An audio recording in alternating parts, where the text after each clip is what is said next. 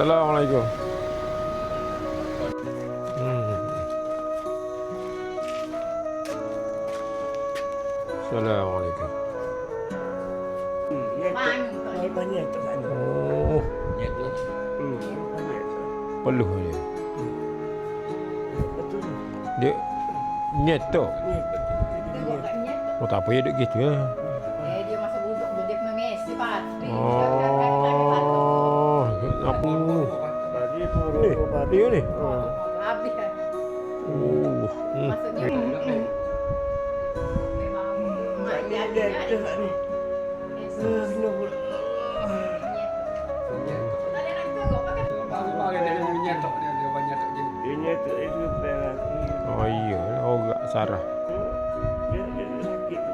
Iyalah, Dia dia tak tahu isyarat. Faham begitu dah? Allah, abang ada. Oh. Allah, ujian. Dia kena ujian lagi ni. Oh, orang lain ujian lagi lain.